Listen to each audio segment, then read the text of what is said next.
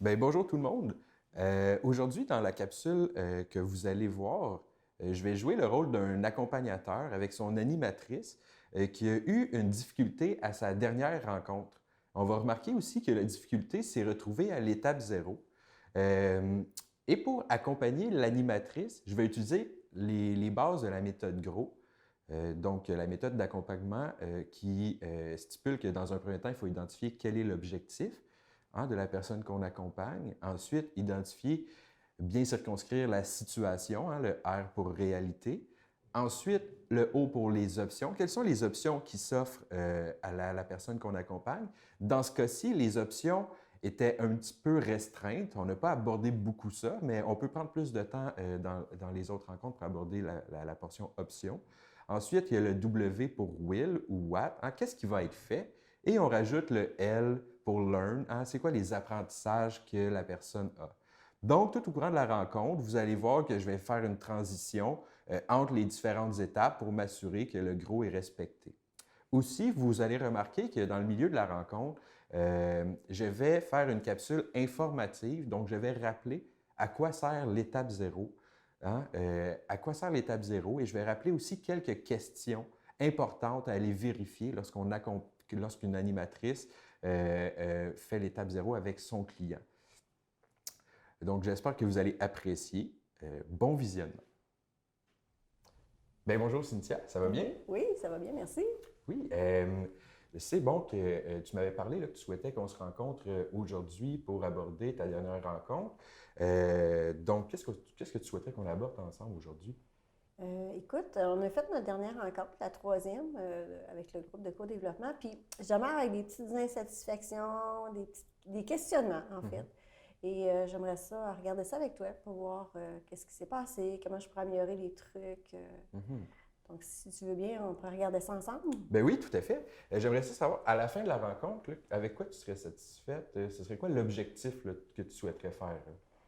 En fait, j'aimerais ça cibler qu'est-ce qui s'est passé. Il y a un petit quelque chose qui m'a probablement échappé, puis si tu peux m'éclairer sur ce qui a manqué ou il m'a échappé, bien, j'apprécierais. Parfait. C'est un éclairage par rapport à ça. Parfait. Donc, comprendre la Oui. situation, qu'est-ce qui s'est passé. Oui. Et ensuite, quand tu dis cibler, j'ai l'impression que peut-être trouver des stratégies pour peut-être éviter que ça se reproduise, Oui, bien sûr. admettons. OK, Oui, tout à fait. parfait. Super. Alors, pour commencer, je vais te poser une question là, pour bien comprendre la situation. Donc, peux-tu me rappeler un peu ton groupe, dans quelle situation ça s'est passé, cette troisième rencontre? OK. Donc, effectivement, c'est une troisième rencontre. Ce sont des cadres, dont 6 cadres conseils. L'énergie est très bonne, les gens participent bien, les équipes sont bien, les étapes sont bien suivies, etc. Donc, ça va, somme toute, vraiment très bien. Les sujets sont intéressants. On a permis à des gens de vraiment réaliser des mandats qui, au départ, ne pensaient pas pouvoir réaliser. Puis des beaux apprentissages qui sont faits. Fait que, somme toute, ça va très bien. Ce qui m'a un petit peu chicoté la dernière fois, la dernière rencontre, c'est que j'avais l'impression que l'énergie groupale, dès le départ, elle était un peu faible. OK. Et que, somme toute, il y avait davantage 2 personnes qui étaient concernées par la situation. Fait que le débat s'est vite déroulé entre ces 2 personnes-là, les échanges. Donc, il y a quelque chose qui m'a échappé dans l'animation, puis j'ai le goût de trouver c'est quoi, finalement. OK. Puis là, tu dis, bon, que rapidement, ils sont tombés dans des échanges. Peux-tu me dire que le restant du groupe, eux, où ils se situaient par rapport à ça? C'était quoi ton impression par rapport aux autres membres du groupe? Si je passe la rétroaction qu'on a fait à la fin, ces gens-là ont trouvé ça moins utile, si on veut, ce qui est ressorti des échanges. Ils ont bien participé tout de même, mais c'est ça. L'aspect utile était moins là. Puis je suis restée vraiment avec l'impression que ça concernait davantage 2 personnes. Il y a quelque chose qui m'a échappé par rapport à ça. Puis comment tu te sentais, toi, quand tu voyais que c'était vraiment 2 personnes là, qui discutaient? Bien, j'étais très préoccupée. Sur le moment, j'essayais d'abord de comprendre rapidement qu'est-ce qui se passait, et de 2, j'essayais d'ajuster le tir. Donc, j'étais très préoccupée, très sollicitée à essayer de trouver ce qui se passait et à ajuster. OK. Puis là, juste me dire, c'était quoi le sujet qui était abordé lors de cette rencontre-là? Oui, Lors de cette rencontre-là, dans le fond, il y a une personne qui a à travailler avec un logiciel, un nouveau logiciel. Elle est peu à l'aise avec ça. Donc, C'était la cliente, ça? oui, Ouais, la OK. cliente, tout à fait. Donc, la cliente voulait des solutions pour l'aider, justement, à mieux travailler avec ce logiciel-là. Donc, cette demande-là a fait en sorte que les questions des autres personnes qui ne connaissaient pas le logiciel ont eu une connotation davantage technique. OK, oui. Une seule personne comprenait un peu le logiciel et était d'autant plus intéressée à la conversation. C'est celui qui a participé au choix du logiciel qui était là.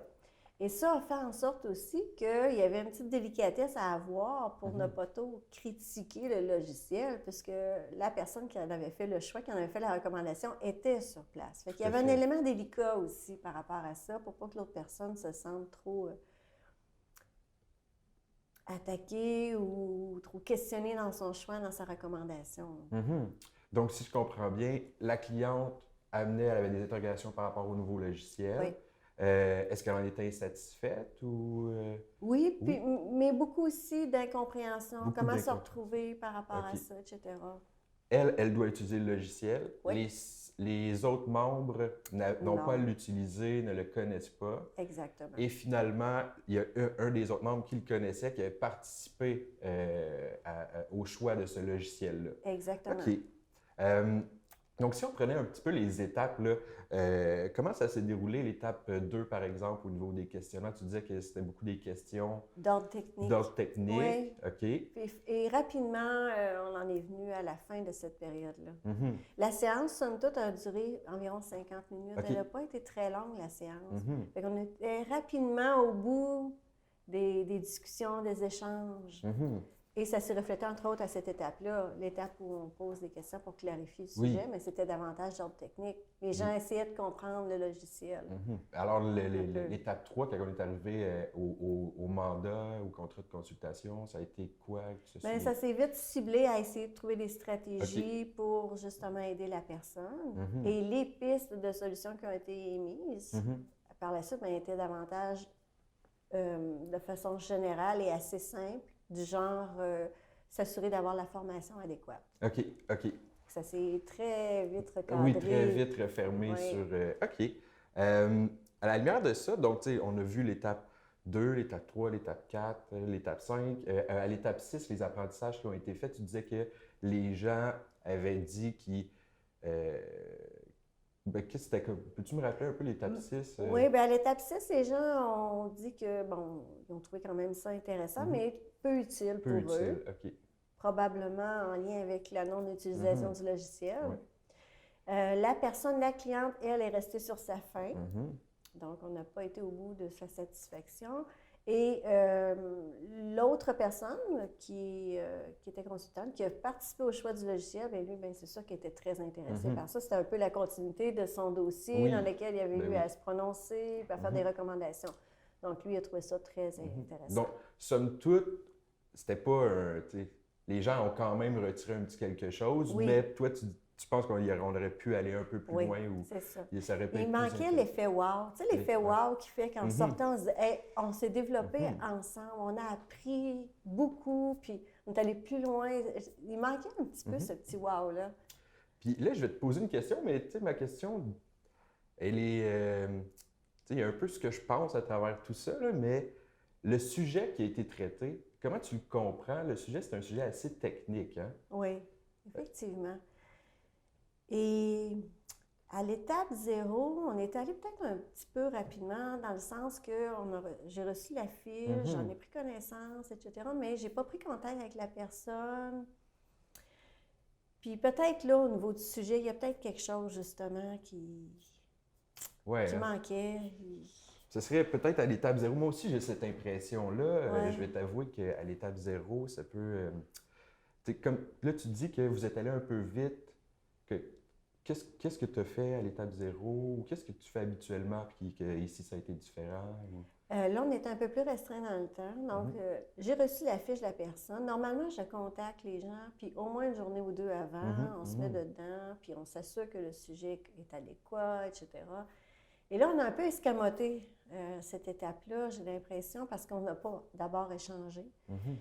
Puis, quand j'ai vu que les échanges étaient davantage techniques, ciblaient 2 personnes, c'est une des préoccupations que j'ai eues, là. Qu'est-ce qui a échappé? Peut-être même à l'étape 0, justement. Tout à fait. Hein, effectivement, ben moi, j'ai cette impression-là que, parce que, tu sais, les gens semblaient quand même satisfaits de l'animation que tu as offert. On peut pas parler de... C'est peut-être vraiment au niveau du choix du sujet ici, qui est à l'étape 0. Même si le sujet était intéressant pour une personne, on se rend compte que peut-être que les gens, comme ils étaient moins concernés, ils n'avaient peut-être pas les compétences, c'est un sujet un peu technique, c'était peut-être moins pertinent dans ce cas-là. Mais il y aurait peut-être eu une façon aussi de le tourner puis d'amener un sujet qui aurait été bon pour tout le monde aussi. Il ne faut pas dire que ce sujet-là, il est à proscrire. Il y a peut-être une façon de le retourner pour que ce soit bon. Tu sais, l'étape 0, hein, on se rappelle à quoi ça sert. Tu me permets que je te rappelle un petit peu l'étape 0. L'étape 0, on s'en sert surtout pour aller vérifier la qualité du sujet, mais pas la qualité si ça va être un bon sujet ou non. Surtout quand on parle de qualité du sujet ici, est-ce que c'est un sujet qui va faire progresser le client, évidemment, ou l'organisation, et ou les autres membres du groupe. Hein? Est-ce qu'il y a une place d'apprentissage dans ce sujet-là pour tout le monde? Est-ce que tout le monde va arriver à en tirer son compte? Et il y a d'autres éléments aussi qu'il faut tenir en compte quand on fait l'étape 0. Tu sais, ici, ça l'a bien été, mais tu sais, puisqu'il y avait quelqu'un de concerné directement par la situation, tu disais qu'il a participé au choix du logiciel, tu avais ta cliente qui en était insatisfaite, ça aurait pu être un enjeu aussi qui aurait peut-être été intéressant d'aborder d'emblée avant la rencontre. Un groupe pourrait aborder, même s'il y a un enjeu de ce type-là, mais au moins en être conscient, savoir comment on peut l'aborder.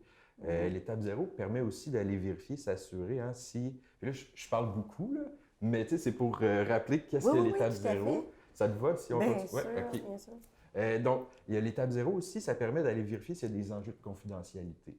Dans ce cas-ci, ce n'était pas le cas, mais bien s'assurer de vérifier qu'il n'y ait aucun enjeu de confidentialité, qu'on ne mettra pas personne dans l'eau chaude. Ça permet de s'assurer de le préciser, c'est quoi l'objectif réellement. Donc, c'est une étape qui est importante. Puis on se rend compte, quand elle est escamotée, bien, on arrive dans des situations comme ça où ça ne crée pas un échec, mais ça fait en sorte que la rencontre, on n'est peut-être pas allé chercher tout le jus qu'on voudrait aller chercher. Hein. Puis est-ce que quand tu as fait l'étape 0, est-ce que tu as des questions de base ou tu souhaiterais que je te propose quelques questions à poser?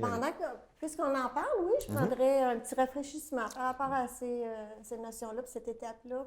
Parfait. Bien, dans l'étape 0, les premières questions à poser, puis sur le site Codev Action, il y a une fiche là, ici que j'ai avec moi, comme par hasard, qui rappelle les étapes, quelques questions à poser pour l'étape 0. Donc, allez vérifier premièrement en quoi c'est important pour la personne, le sujet, jusqu'à quel point il est important. C'est quoi les solutions qui ont déjà été essayées auparavant pour le résoudre? Hein, voir s'il y a des possibilités de nouvelles solutions. Ensuite, aller poser des questions sur s'assurer que les autres membres, qu'est-ce que les autres membres vont pouvoir retirer de cette situation-là? C'est quoi les apprentissages qu'ils peuvent faire? Pour l'organisation aussi, à quel point que ça rejoint, c'est pertinent pour l'organisation, mais aussi pour les objectifs du groupe. Est-ce que ça s'accorde avec les objectifs du groupe? Donc, c'est bien assuré de circonscrire le sujet pour avoir un angle d'attaque. Je ne l'ai pas mentionné, évidemment, mais la confidentialité. Est-ce qu'il y a des enjeux de confidentialité? Est-ce qu'il y aurait toutes autres formes d'enjeux aussi, comme dans le cas où tu me présentais? Donc, c'est une étape qui est importante dans cette situation-là. Oui. Effectivement, c'est peut-être quelques notions là, qui m'ont échappé là, dans la préparation, justement. Et bien, c'est sûr qu'après, j'avais toujours tendance à essayer de rattraper. Ça a été plus difficile en termes d'animation parce qu'il j'avais le défi d'interpeller tout le monde, d'intéresser tout le monde, alors que le sujet n'était peut-être pas si propice que ça, finalement, au co-développement. Tout à fait. Puis là, tu me disais que habituellement, tu le faisais. Qu'est-ce qui a fait dans ce cas-ci que tu disais c'est le temps? Hein? Oui, c'est ça. Okay. Ça, on a manqué un petit peu de temps. Donc, faute de temps, on a escamoté ça, mais je me rends compte on était toujours en arrière. Là. Il y avait toujours quelque chose qui me ralentissait, qui me posait un défi dans l'animation à cause de ça. À cause du sujet. Oui, effectivement. OK. Puis, moi, je suis curieux de savoir, parce que, tu sais, comme tu l'as déjà fait, tu sais, l'étape 0, je serais curieux de savoir, en cas de manque de temps, comment tu ferais la prochaine fois pour t'assurer de bien faire l'étape 0 quand même? Excellente question. Qu'est-ce que tu me recommandes? Ben, en fait, tu le disais, tu prenais toujours 10, 15, 20 minutes avant. Je pense que l'idéal, c'est de prévoir la rencontre d'emblée. De le savoir rapidement, c'est quand on va pouvoir faire l'étape 0. Quand on sait que les horaires sont surchargés, quand on sait ça va être qui le prochain client, qu'on connaît déjà les dates, je pense que c'est d'inscrire rapidement le moment où l'étape 0 pourra se faire. Évidemment, le téléphone, c'est une autre très bonne option aussi à utiliser. Je ne sais pas si toi, tu le faisais par... Oui, étant donné que les gens sont assez à distance, parfois, c'est décentralisé. C'est sûr qu'on prend des avenues comme le téléphone. C'est ça, tout à fait. Mais l'idéal, pour moi, c'est vraiment de l'ancrer à l'agenda. Mais tu sais, ça dépend des gens. Là. Mais quand on sait qu'on a des horaires serrés, plus rapidement on le met, plus rapidement on va s'assurer de le faire avant la rencontre. Puis à la limite, faute de temps, ça peut même être demandé au client d'arriver d'avance. Ça ne nous laisse pas beaucoup de temps pour se revirer, mais ça nous permet quand même là, de venir attacher quelques ficelles. Donc, à travers tout ça, qu'est-ce que tu souhaites faire, toi, mettre en pratique la prochaine fois? Mais écoute, je vais porter une attention particulière à l'étape 0. M'assurer de le mettre à l'agenda, justement. M'assurer que le sujet est pertinent, approprié pour justement une séance de co-développement. Je ne suis pas certaine que le sujet qu'on avait la dernière fois était si approprié que ça. Donc ça, je vais porter une attention plus particulière à ce sujet-là, à cette étape-là, en fait, pour m'assurer que vraiment, on va aller chercher le wow d'une séance de développement. Puis tu te sens à l'aise de le faire? Ben oui, tout à fait. Tout à fait. C'est très facile à faire. Et important. Je réalise l'importance avec cette situation-là. Et le fait aussi, ça me permet de voir qu'est-ce que ça fait quand on l'escamote. On est toujours un petit peu en rattrapage après. On essaie toujours d'ajuster le tir. On ne gagne pas nécêtre en temps de l'escamoter. Donc, est-ce qu'on a atteint les objectifs pour toi aujourd'hui? Tout à fait. Tout à fait. Tu m'as permis vraiment là, d'être capable de cibler qu'est-ce qui s'est passé. Je savais qu'il y avait quelque chose qui avait manqué, une étape escamotée ou quoi que ce soit. Fait que tu m'as permis de bien l'identifier. Donc, c'était l'étape 0. Je repars avec des trucs aussi, avec un rafraîchissement de notions. Qu'est-ce qu'on attend à cette étape-là? Donc, c'était super. Et qu'est-ce que tu retiens finalement de notre rencontre, le plus important pour toi ou le principal apprentissage? Bien, aujourd'hui, c'est l'importance de chacune des étapes, particulièrement celle de l'étape 0. Super. Bien, merci, ça a fait plaisir. Merci beaucoup, Cynthia. Merci à toi. Bye bye.